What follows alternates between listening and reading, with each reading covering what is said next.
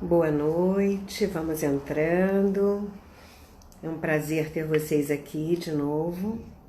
Mais uma quinta-feira. E hoje eu vou trazer um assunto bem interessante, um assunto que diz respeito a todos e todos poderiam se interessar muito em saber. Vamos entrando, boa noite. Oi, Márcia, vamos entrando. É um prazer ter vocês aqui. Eu vou falar sobre as nossas diferenças e como essas diferenças atuam nas nossas ações, como elas são olhadas e como elas são recebidas, e como muitas vezes nós mesmos não nos conhecemos e não sabemos que temos aquela reação em determinado momento. Esse é um assunto polêmico, é um assunto muito interessante que ajuda todos nós dentro do trabalho, dentro da empresa, na nossa família, nas nossas relações. Porque quando você se conhece, você tem uma imagem sobre você mesmo e sabe quais são as suas reações, você olha para o outro e diz: ele não pensa como eu, ele não age como eu. E isso é extremamente importante, porque você acaba cobrando do outro algo que ele não pode te dar do jeito que você quer. Isso é uma frustração muito grande, vamos combinar, né?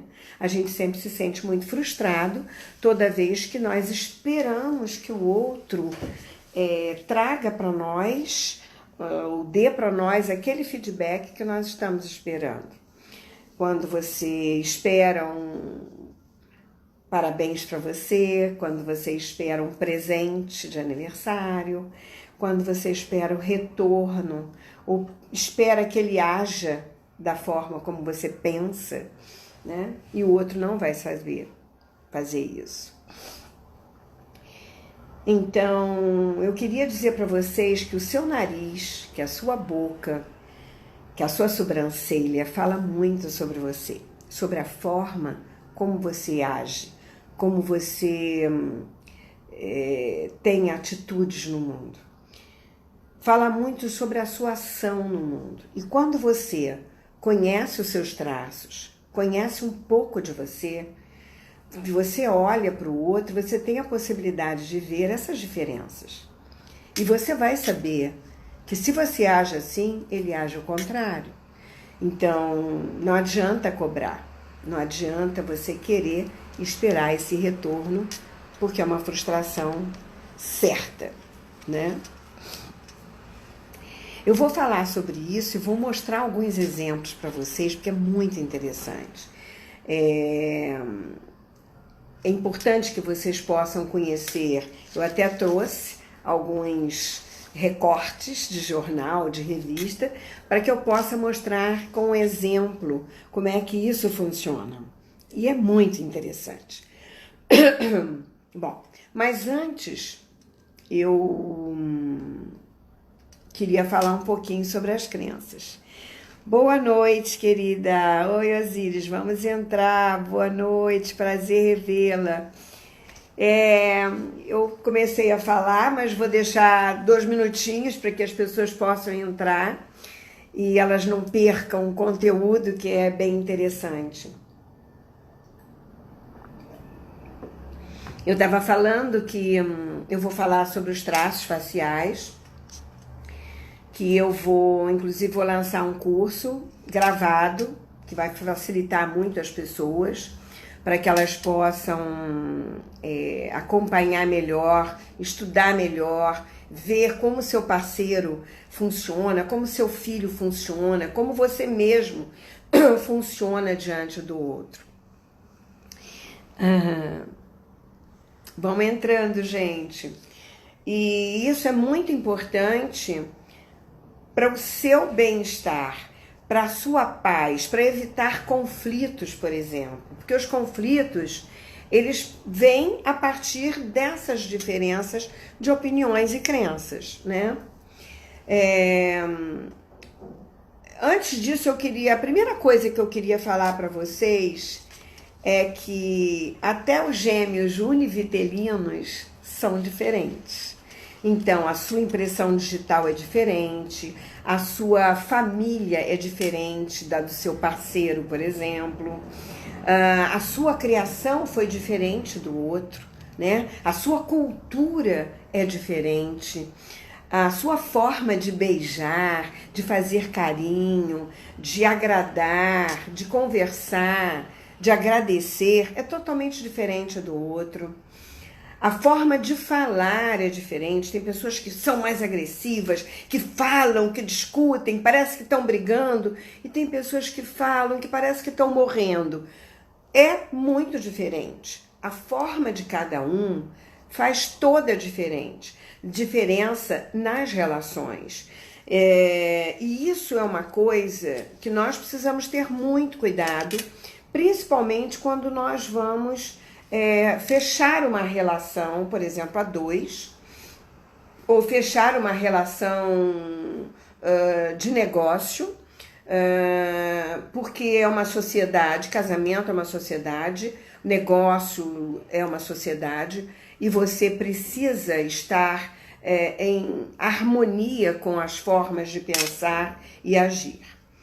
Claro que o que nos atrai sempre é aquilo que é diferente, não resta a menor dúvida, porque o puzzle ele precisa ser diferente para encaixar, porque se for igual, fica monótono, perde a graça, não é verdade? Então, nós precisamos entender que quando nós somos diferentes, a nossa forma de pensar e ver o mundo também é diferente, com certeza é diferente. Portanto, somos diferentes. Mas aí você vai pensar assim, mas é isso, Helene, então se nós somos diferentes, o que você vai falar, né? O que nós vamos contestar sobre isso? Tá, mas eu queria explicar para que vocês aguçassem esse interesse nesse conhecimento pessoal sobre você mesmo, né? Sobre como você funciona em determinados momentos. E isso é muito importante. São várias situações que nos levam a essas diferenças. E, por exemplo, a herança genética. Então, quando a criança nasce, você olha e diz, mas é a cara do papai. Mas o que faz ser a cara do papai? É o formato do nariz, dos olhos, da sobrancelha, da boca, do queixo, formato do rosto. Qual é a imagem que salta a seus olhos, né? Ou é uma herança de comportamento imitado. Por exemplo, você é criado numa família, todo mundo diz, a família italiana fala muito, parla. Sim, no outro dia eu vi até um filminho muito engraçado na internet, a mãe falando com um bebezinho, e a bebezinha assim, não tinha nem 1 ano, sentado na cadeirinha dessas que coloca na mesa, e ela já fazia assim com a mãozinha. Então, isso é uma coisa cultural, isso é passado geneticamente, a forma de você agir, de você se expressar no mundo, que faz com que você não tenha vergonha ou que você seja tímido, né? Mas existe alguns traços faciais que fortalecem esses traços em você. O da timidez, o da expressividade, né? O da expansão, o da seletividade, o do doador, o do pão duro, daquele que você acha que ele é pão duro, mas que ele é conciso, né? Daquele que fala muito, daquele que pouco fala, ou daquele que fala sobre qualquer assunto, mas você não sabe nada da vida dele. Então, todos esses traços, eles estão estampados no nosso rosto, né? Se vocês tiverem alguma dúvida, alguma pergunta, vocês podem fazer essas perguntas, tá bom? eu vou estar aberta para responder, ou então vocês podem ir depois lá no Instagram e fazer as perguntas que eu vou responder. Bom, essas heranças de comportamento, elas são muito fortes, porque elas são aprisionadas, né? Você tem essa receptividade de receber essas informações da família, da escola, do campo social que você vive, né? Se você vive numa comunidade Y ou X, tem atitudes diferentes, tem comportamentos diferentes, e você desde criança você vai assimilando isso. E como você cresce com isso, você absorve isso de uma tal forma que isso passa a ser epigenético depois. Você já passa isso de forma genética para os seus filhos. Mas isso pode alterar, diminuir, enaltecer ou abafar uma expressão facial que você tenha de nascença. Às vezes você tem uma estrutura de força e você não se sente com força, você se sente inseguro, porque você teve algum trauma na infância ou você teve alguma situação que abafou, que tirou de você. Talvez o seu pai ou a sua mãe fosse muito mais autoritário do que você é, e você não percebe que você tem o ar da autoridade, que você tem essa autoridade dentro de você para se lançar no mundo. Bom, o aprendizado pode ter visto desde criança como atitudes, como interesses, experiências que foram vivenciadas, né? De dor, de perda, de abandono, ou de maus tratos, ou de amorosidade, de fartura, de alegria, de bem viver, tem de tudo, né? O que cada um capta, o que cada um leva para si é uma outra forma, ok? É muito pessoal, é muito individual. O ambiente em que você foi criado, esses hábitos, os costumes, são fatores que influenciam um processo perceptivo sobre você mesma, né? Então, assim, eu te pergunto, quem é você? E você me responde rapidamente, eu sou Selene. E eu te pergunto de novo, quem é você? Aí você diz, eu sou Selene. E aí eu posso te perguntar isso várias vezes e você sempre respondeu, eu sou Selene, ou eu sou Maria, eu sou João, eu sou João. E aí eu pergunto, quem é João? Quem é Selene? Quem é Maria? É só um nome. Mas o que está por trás desse nome? Quem é esse ser que mora aqui dentro desse nome Maria, Selene ou João? Né? Isso é o mais importante. Isso é uma percepção sobre as minhas capacidades, os meus dons, os meus talentos, aquilo que eu tenho força, que me projeta no mundo ou aquilo que me tira. É importante eu saber o que me tira, porque eu preciso trabalhar em cima dele. Eu preciso reforçar, porque isso é uma coisa que me bota diminuída diante do outro. E eu não estou aqui para me comparar a ninguém, porque eu sou única. Não tem ninguém igual a mim. Essa é uma questão. Bom, ninguém sabe quem eu sou e como eu funciono na hora H. Sabe aquela hora H? Na hora que você está no trânsito e o cara vem e te assalta, o que você faz? Você avança no cara, você abre a porta e briga com o cara e luta pelo que é seu? Ou você entrega? Ou você corre? Qual é a tua reação? Você não sabe. Na hora H, você pode reagir de uma forma que nem você imaginava. Muitas pessoas já me falaram isso aqui. E disseram, nossa, eu nem sabia que eu era capaz. Quantas pessoas matam no trânsito e depois dizem, meu Deus, o que é que eu fiz? Porque ele tinha uma raiva contida, ele tinha uma autoridade abafada que não estava indo para fora. E na hora H aquilo vem com raiva e ele acaba fazendo algo que ele não queria fazer. Bom, essas crenças, elas começam, são criadas a partir dessas experiências infantis, na primeira infância. embora você tenha traços marcados de expressões de atitude que são hereditárias. Por exemplo, o meu nariz é igual ao da minha mãe. Então, dessa forma, eu vou agir igual à minha mãe. A não ser que, em determinado momento, lá na infância, foi-me tirado esse poder.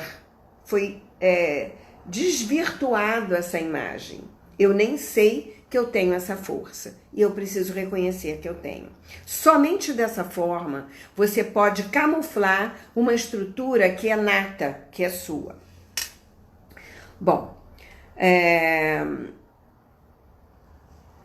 pela hereditariedade, pelas experiências e pelo exemplo que você tem em casa, você retroalimenta as suas estruturas, né?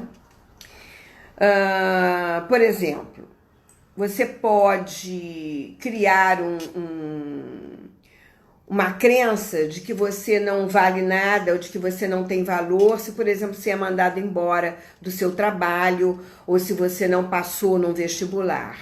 Mas isso vai ter um peso maior dentro de você se você teve, como foi a sua infância, como foi a sua educação em casa, como foi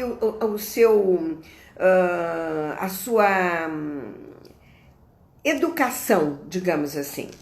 Por exemplo, se você sempre se saiu bem na escola e sempre foi elogiado, você não passou no vestibular, você diz, não passei dessa vez, mas uma hora eu vou passar, vai dar tudo certo.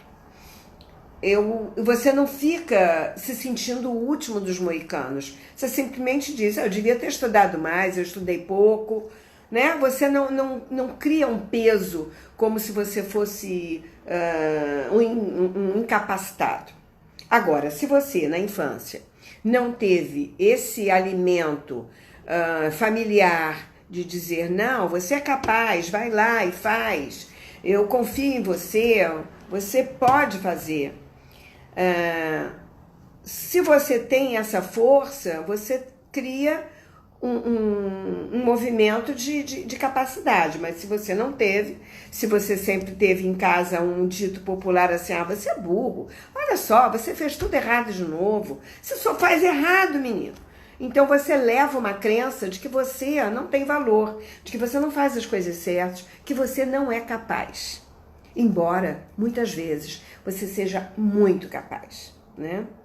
Eu me lembro uma vez que a minha filha queria fazer a faculdade e ela estava fazendo pré-vestibular. Aí eu cheguei para ela e disse assim, eu vou pagar para você fazer a prova. Ela disse, não mãe, mas eu estou começando agora o pré-vestibular, eu não estudei, eu não sei nada, eu não vou passar. Eu digo, eu não estou pedindo para você passar, eu estou pedindo para você ir lá fazer, para você sentir como é que é o ambiente, para você perceber as dificuldades, você se sentir mais pertencendo, já saber como é que funciona. Bom, eu não disse para ela, você tem que passar, eu tô pagando para você passar. Eu falei para ela, não, eu não tô querendo que você passe, filha. Eu tô querendo que você faça porque eu quero que você entenda como é que é. Para o dia que chegar a sua vez, você já saber como funciona. Ela passou. Você entendeu como é que funciona? Você tira um peso, você tira uma estaca, uma coisa que te impulsiona no ter que.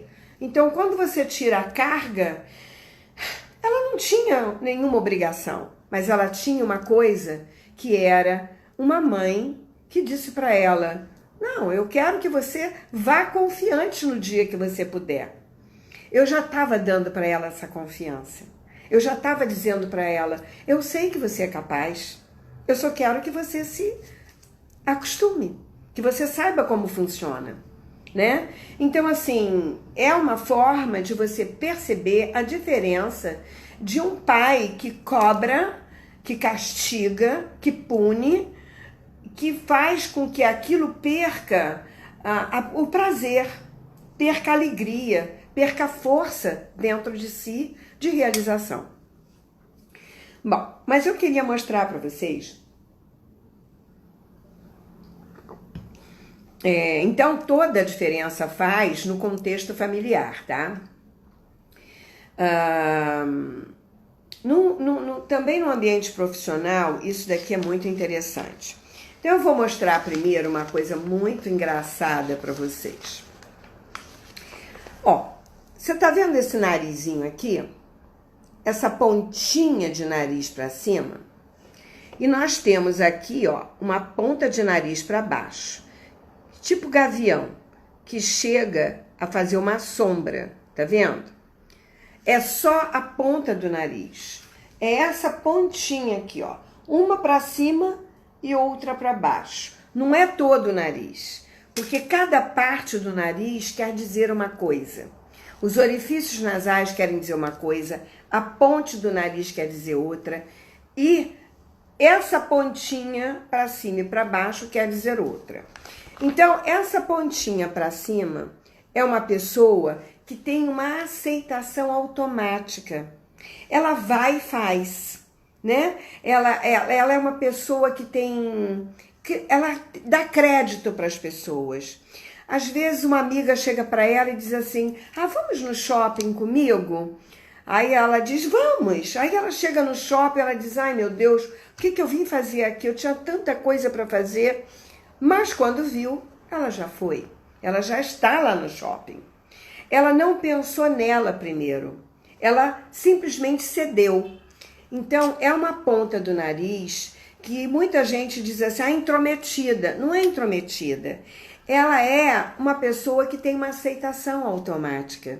Então, ela tem que ter mais cuidado para ela não ser enrolada, para ela não ser ludibriada, né? Não ser enganada, porque ela aceita, ela acredita, né? Ela tem esta tendência muito forte a agir dessa forma. Agora, imagina essa pessoa que tem um narizinho assim, casada com uma pessoa que tem o nariz de ponta para baixo. O que vai acontecer? Ela sempre vai esperar que o outro faça, que o outro venha, que o outro vá. E o outro primeiro, ela diz sim. E o outro vai dizer o quê? Não. Então ela diz assim, o dia tá lindo hoje, vamos à praia? Aí o de ponta para baixo diz assim, como? Você não combinou nada comigo? Nós não combinamos nada, não tinha nada programado. Aí ela disse, mas eu não sabia que ia fazer um dia lindo, que o sol ia estar maravilhoso. Então, assim, primeiro ele tem que olhar na agenda, ele pode até ir, mas ele primeiro diz não. Mas quando ele diz não, já é uma ducha de água fria naquele que tem aceitação automática. E isso, dependendo da situação, dependendo da consciência, dependendo do respeito, do amor, vai mudar, vai interferir de alguma forma nessa relação. E isso pode acabar num bate-boca e acabar com o domingo. Acabar com a praia, acabar com a diversão, acabar com a alegria, né? Não é que essa pessoa ela seja mais intransigente, não, é que primeiro ela pensa nela. Ela primeiro é uma pessoa, não digo que ela seja mais responsável, mas até poderia ser. Ela primeiro, ela tem que ver se tem alguma coisa de prioridade, porque ela tem uma tendência a ser mais responsável mesmo. Então, é pior ou é melhor? Não é pior nem melhor, é só diferente. Então, eu estou falando de um pedacinho do nosso rosto. Olha que maravilha você saber que aquela pessoa já vai dizer um não de cara. Então, como é que você vai fazer? Você não vai se frustrar, porque você já sabe que pode receber um não. Então, você tem que saber como chegar nessa pessoa. Como você conversa, como você tira dela. Então, antes de fazer por impulso, você já sabe que é assim, disse, olha, domingo, se fizer um dia lindo, nós vamos à praia, hein? Você já avisa 2 dias antes, que já deixa ela prevenida. Isso é uma forma de saber viver. É uma forma de você ser inteligente diante das suas relações, para que você não perca as suas relações, né? E também, se você trabalha numa empresa, você sabe quem você vai colocar na linha de frente. por exemplo, para receber uma reclamação de um cliente, para fazer uma venda, né? No grau de exigência de cada cliente. Quem vai receber melhor? Quem vai ser receptivo ou quem vai ser mais taxativo? Então, esses entendimentos sobre a atitude do outro é extremamente importante para você saber conviver, para você saber viver bem com o outro, porque você não se frustra. Porque a pior coisa do mundo é você estar vivendo com uma pessoa e esperar que ele pense o que você está pensando, que ele faça aquilo que você acha que ele tem que fazer.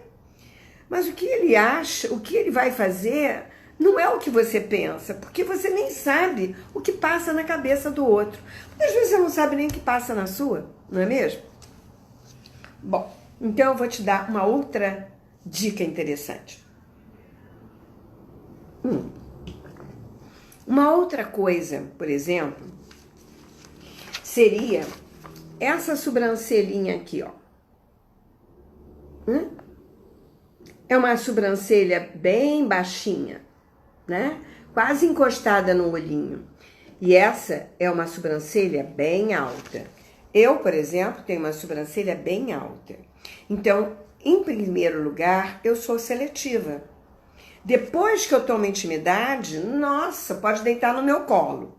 Mas, a primeiro momento, eu mantenho uma distância, porque eu quero conhecer, eu quero saber quem é. É aquela coisa, eu não vou colocar na minha casa qualquer pessoa que eu não conheço, né? E essa seletividade, ela tá para várias coisas. É o mesmo do que o não, né? Então, se eu tenho a ponta do nariz assim e sou seletiva, eu mantenho uma distância. Então, como que eu vou chegar num cliente, por exemplo, eu vou chegar e já vou beijando esse cliente? Não. Eu vou dizer, oi, tudo bem? Vamos entrando. Eu nem encosto, porque eu respeito. Agora, esse daqui, ele já vai te abraçando, já vai te agarrando. Imagina esse aqui agarrando uma pessoa que é seletiva. Mas quem é essa pessoa que está me agarrando desse jeito e me beijando desse jeito? Ela leva até um susto, é como se ela se sentisse invadida na privacidade dela. É como se alguém abrisse a porta da minha casa e entrasse no meio da sala e dissesse, cheguei. Hã?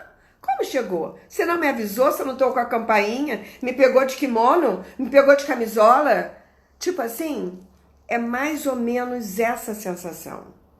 Não quer dizer que seja menos amorosa, não quer dizer que seja menos doadora, não quer dizer que seja fria, tem nada a ver. Muito pelo contrário, porque depois que isso daqui entra e abraça, ela pode ser até ciumenta, tá? E esse daqui, ó, ele pode ser visto como um galinha, por exemplo. Não, ele fala com todo mundo, ele abraça todo mundo, ele beija todo mundo. Então, dentro de uma relação, pode haver conflitos realmente. Conflitos de dizer assim, mas você marcou comigo às 8 horas da noite. Olha que horas são quase 10 horas. Eu tô te esperando até agora. Aí esse daqui diz assim, mas eu encontrei com o João na rua, ele precisou de ajuda, eu tive que ajudar ele a trocar o pneu. Aí a minha mãe me ligou, eu tive que ir lá comprar pão para ela. Aí ele saiu, porque ele é muito prestativo, ele é muito receptivo. Ele não faz por mal, ele vai fazendo. É uma espécie de doação? É, mas ele vai fazendo. Mas essa daqui já fica imaginando coisa. Ah, não é possível que ele parou para fazer isso tudo. Porque ele não foi direto ao ponto no compromisso dele. Então, existem situações muito interessantes que podem despertar em você o ciúme, a raiva, o desinteresse, né? Então, a gente precisa aprender como que funciona essas pessoas, como eu funciono, como é, né, essas estruturas juntas funcionando e como eu posso esperar do meu parceiro algo que eu sei que ele vai me dar diferente do como eu daria, por exemplo, né? Então, às vezes eu espero que ele reaja de uma forma, ou que ele me beije de uma forma, ou que ele me acaricie de uma forma, mas eu tenho que aprender a dizer para ele, a declarar para ele como eu me sinto, como eu gosto, como eu quero, como eu sinto prazer, porque ele não vai saber entender como eu sinto prazer, a não ser que eu diga. Porque ele aprendeu diferente, ele viu diferente, ele sentiu diferente, a estrutura dele é diferente, porque ele herdou essa ponta de nariz do pai dele, ele herdou a sobrancelha da mãe dele, entendeu? Esse conjunto de estruturas que eu tenho, de genéticas que eu recebi dos meus ancestrais, me colocam no mundo numa ação. E essa ação é muito importante que eu reconheça a minha estrutura, para eu saber como eu sou, como eu ajo, e aí eu posso comparar com o do meu parceiro e dizer, ele não vai fazer desse jeito. De que forma que ele vai fazer? Como que ele vai fazer? Né? Eu me lembro uma vez que eu estava num trabalho que eu fui fazer num espaço, e a dona desse espaço era um hotel, um hotel fazenda, pousado, estava dando um workshop lá. E o marido dela era assim, ó, não tinha boca. E ela era uma bocuda assim, ó, tinha uns lábios grossos assim. Imagina uma pessoa que não tem lábios, né, com uma pessoa assim, tipo Angelina Jolie, né, que é uma pessoa doadora demais.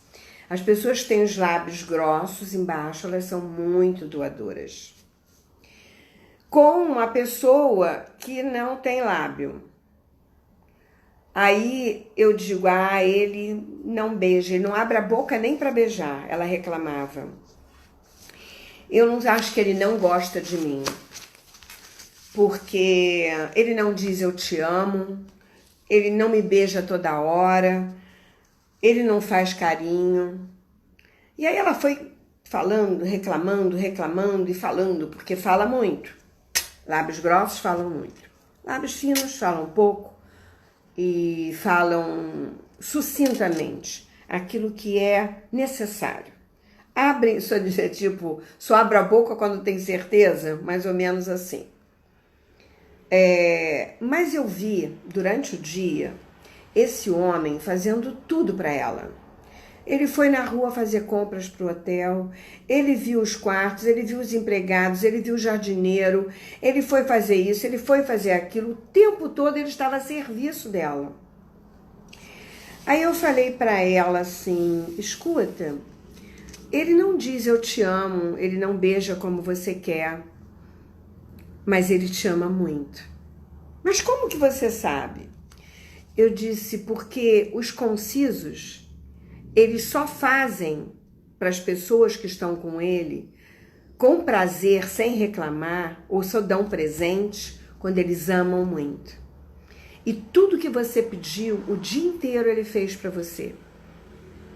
Ele te ajudou o dia inteiro, ele esteve a seu serviço.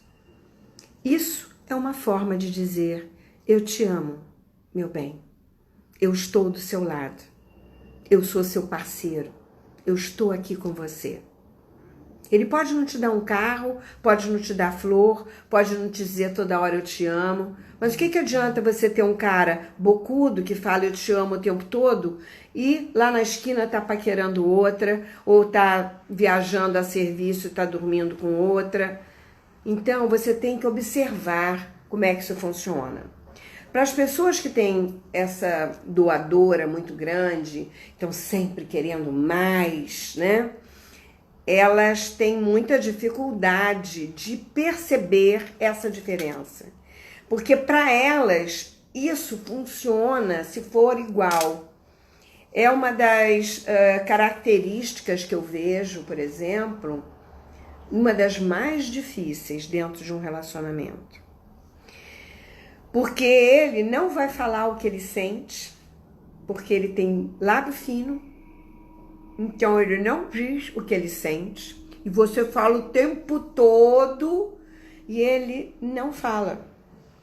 Se junta com outras características, né, de sobrancelha e tal, que não dá para falar sobre todas aqui, pesa mais. Então nós temos que ver qual é a característica dessa estrutura que salva essa relação, né? E nós precisamos saber sobre isso. Então, se você fala muito e quer que o outro fale e o outro não fala sobre si, você nunca sabe o que está acontecendo dentro dele.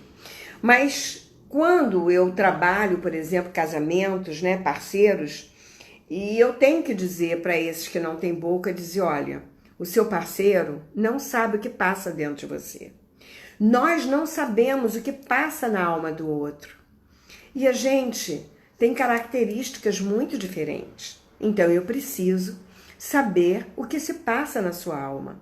Para mim é importante participar da sua história, participar dessa relação tem que ser participativa, porque senão essa relação pode falhar.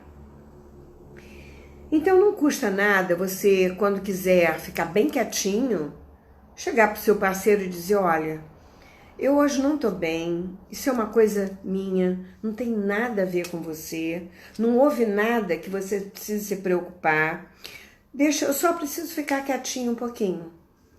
Não custa nada.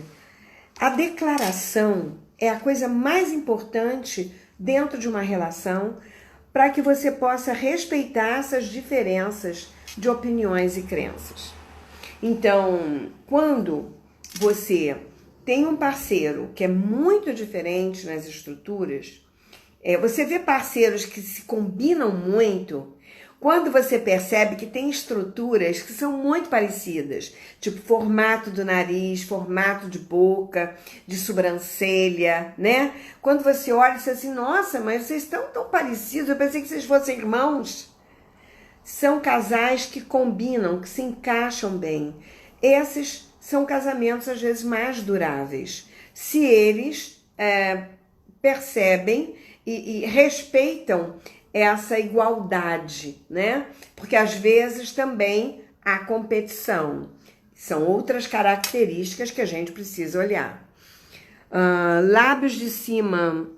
E quando o homem tem o lábio de cima fino e o de baixo mais volumoso? Sim, influencia sim. Porque o lábio de cima diz uma coisa, mas o lábio de baixo diz outra. Lábio de baixo é o doador, né? Lábio de cima é aquele que não fala muito sobre si. Tem outras características, tem a forma de agir, tem aquilo que está por trás, tem muitas características, mas basicamente é isso. Você já sabe que ele não fala muito sobre ele, sobre as coisas pessoais, né, dele. Agora, ele pode até falar se ele tem uma outra característica, que são outros estudos que a gente faz para poder ver o que compensa o quê. Porque a gente tem mais de 50 estudos de estrutura da face, né? É muito interessante, sim, Andréia, porque a relação, ela tem muito a ver nas características que às vezes você herda do seu pai e da sua mãe, né? A tendência de agir, ele é igualzinho a meu pai. Olha só, esse irmão, nossa, ele age igual ao pai. Se você olhar, ele tem algumas características, aí você tem que observar de que forma que ele age igual ao pai. Qual é o ponto que faz com que isso salte aos seus olhos e diga essa característica do meu pai, né? Porque nós temos muitas características, nós não temos uma só. que é o que nos salva muitas vezes. Porque às vezes a gente não tem autoconfiança, às vezes a gente não tem autoridade, às vezes a gente não tem instinto, às vezes a gente não tem visão. Tem várias leituras para você saber como você se direciona com um cliente, por exemplo. Como você trata, você como chefe de uma empresa, por exemplo, ou de um departamento gerenciando pessoas, você precisa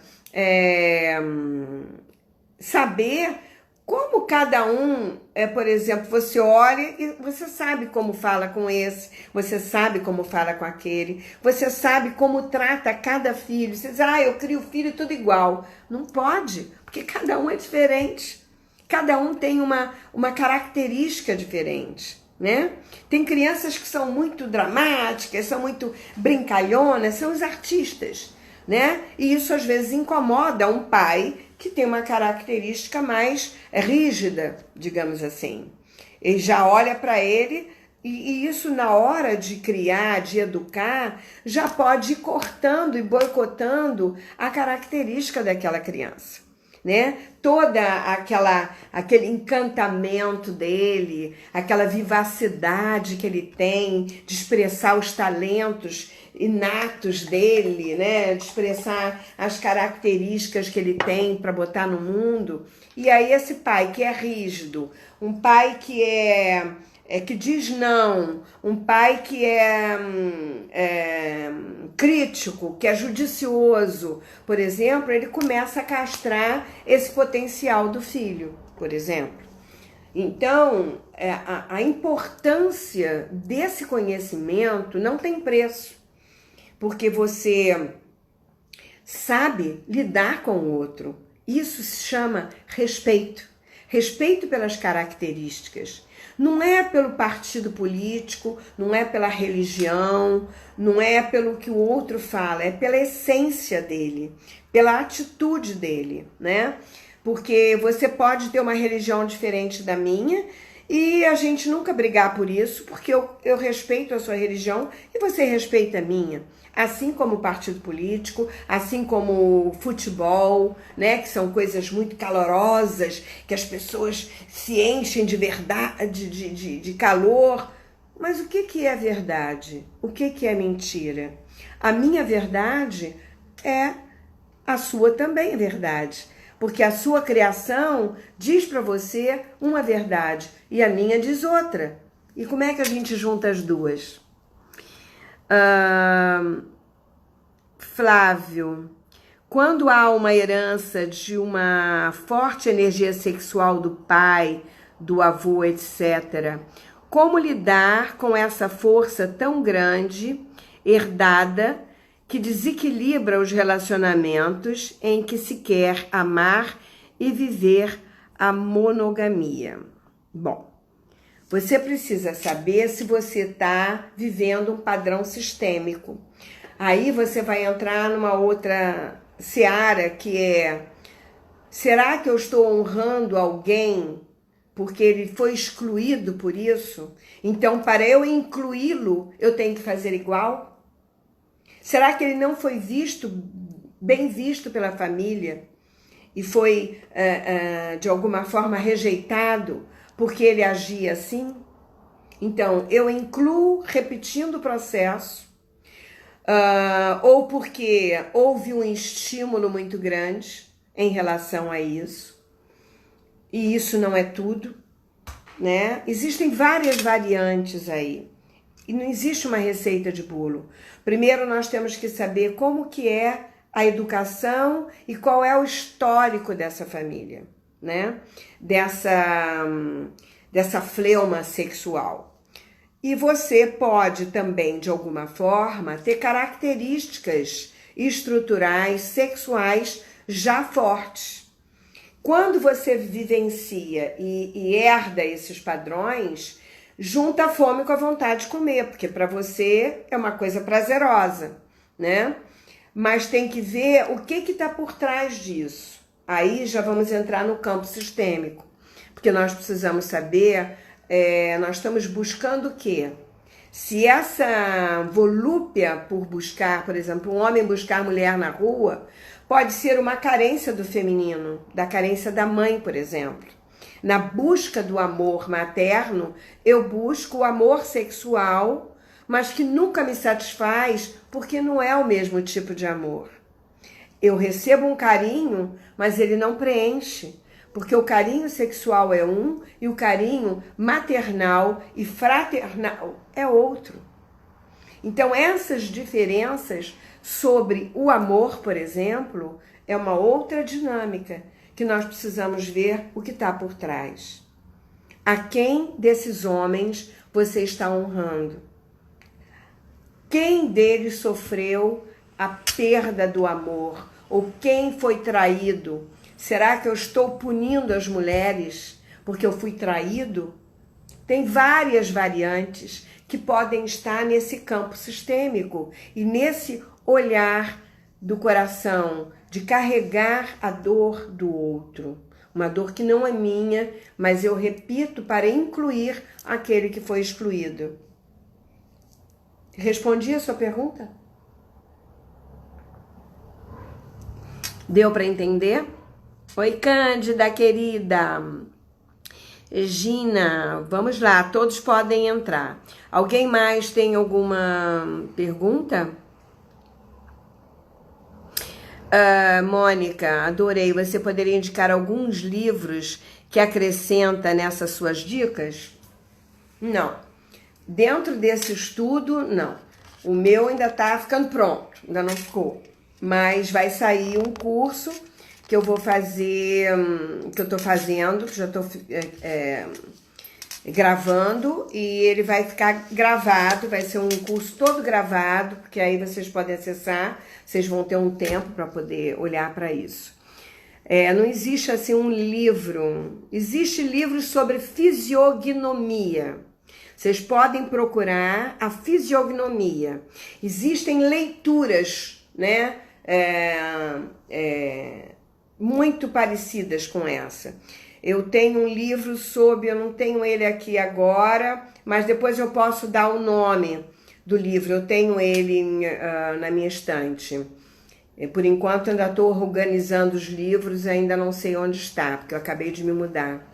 Então eu passo passar, depois eu deixo lá no Instagram, vocês entram lá e eu vou deixar o nome desse livro. Mas fisiognomia, tá? Vou ver se eu consigo escrever aqui. Fisiognomia. Isso. Fisiognomia é o estudo disso que eu tô falando. Respondida assim, Flávio, então tá bom. Então seria interessante, no seu caso, ou nesse caso de quem for a pessoa, fazer uma constelação familiar, uma constelação sistêmica, para ver essa dinâmica, onde que ela está oculta, né? De que forma nós podemos olhar para isso e colocar ordem de alguma forma no sistema ou naquele que ficou carente. Alguma outra pergunta, gente?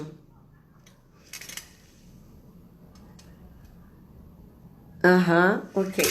Então, fisiognomia é uma coisa importante.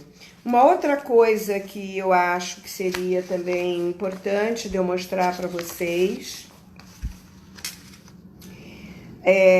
Aqui tem outro traço bem interessante. Olha essa sobrancelha bem alta, tá vendo? E essa sobrancelha bem baixinha aqui, né? Muito baixinha, né? Então, por exemplo, essa esclera aqui, tá vendo? Embaixo dos olhos, ela tá olhando para frente.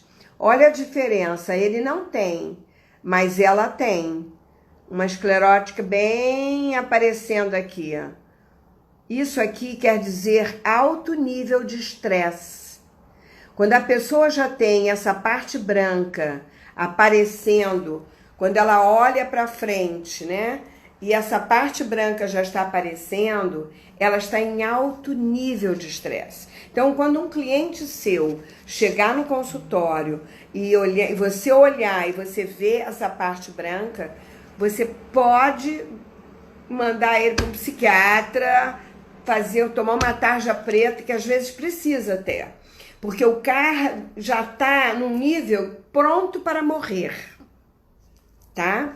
Então, nós temos, assim, alguns casos que ficaram na história de alto nível de estresse, pessoas que atraíram acidentes traumáticos.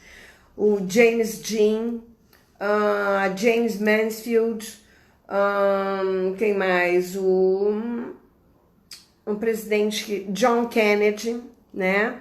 Então, a gente pode ver o nível de estresse em que a pessoa está vivendo, que ela acaba atraindo a morte de alguma forma, porque é um nível muito alto. E tem, por exemplo, a musculatura dos olhos, ele rotaciona, né? Ele começa a rotacionar para cima e aparece a esclerose embaixo. Quando ela está aparecendo, como esse caso aqui, ó, e essa moça aqui, se não me engano, acho que ela se suicidou. Não foi essa que morreu de overdose? Não me lembro, acho que por acaso foi ela, não tenho certeza. Mas, porque isso aqui é de revista, eu fui pegando não peguei pelas pessoas, eu peguei pela estrutura, só para mostrar a estrutura de um e de outro, como é que funciona. Então, você observa nas pessoas o grau de tensão dela, porque o certo é que a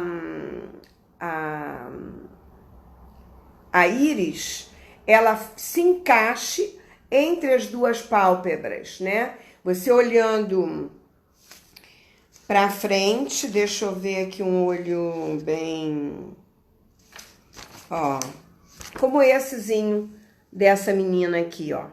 Tá vendo? Ele tá bem encaixadinho. O dele também não está muito. Esse tá encaixado, esse já tá subindo. Então, esse estaria no 2º grau de estresse, né? Ela já tá no 3º grau de estresse, né? Tem uma outra aqui, por exemplo, que mostra isso também. Esse grau de estresse aqui, ó. Um olho um pouco diferente do outro. Tá vendo? Esse mais baixo, esse mais alto. Então, esse já é uma forma de você observar os graus de estresse. Quando você estiver muito para cima, você está estressada. Vai tomar uma tintura de passiflora, uma maracujina, vai acalmar, porque você não deve estar dormindo direito, ou deve ter alguma coisa que está já te incomodando há muito tempo, que você não está conseguindo resolver, digamos assim. Então, essas são as características, né, de estruturas que nós temos, que nos colocam diante do mundo em determinadas ações. De luta, de fuga, de conflito, de amor, de ciúme, né? São muitas diferenças que nós temos já no nosso rosto. Aquilo que nos atrai numa pessoa, aquilo que nos afasta. Quando você olha uma pessoa, você diz, nossa, que pessoa esquisita. Mas às vezes foi só uma sobrancelha, às vezes foi só uma boca, sabe? Que lembra e te remete a uma outra pessoa que te trouxe um conflito e que tem aquela característica muito forte dentro de você, né? Características assim de autoridade, de prepotência, digamos assim, né? E isso te impacta às vezes. Aí você faz assim e às vezes depois que você conhece, você diz, nossa, mas eu fazia ideia de você de uma pessoa tão diferente. É porque é apenas uma característica que pega para você, porque você fez a ponte, o link com uma outra pessoa que você já conhecia e que já tinha tido algum tipo de problema. E que o traço O traço da fisionomia ficou marcado para você. Então, não se impacte com as pessoas e nem tomem críticas nem julgamentos precipitadas, né? Porque nós não conhecemos as pessoas. Por exemplo, nessa questão política, muitas vezes, num desencontro político, de eu falar uma coisa, minha amiga falar outra, ela disse, então eu não vou falar mais com você, porque não sei o quê. Aí eu mandei um e-mailzinho para ela dizendo, escuta, um WhatsApp para ela dizendo, escuta, nós somos amigas há 30 anos e o que me faz ser sua amiga é o que eu vejo no seu coração. Não é a sua ideologia política, isso para mim não é importante. Importante é a sua pessoa. Foi tudo que nós vivemos juntas durante esses 30 anos. Aí no dia seguinte ela me ligou chorando. Você tem razão, eu sou uma idiota. Pô, como é que eu posso jogar minha amizade fora por causa de política? Claro, presta atenção. Presta atenção. Aonde vai a sua loucura? Né? Da sua verdade absoluta? Isso não existe. Né? A verdade, ela se manifesta e você vê acontecer. Não é você que vai dizer. As coisas acontecem e elas se manifestam.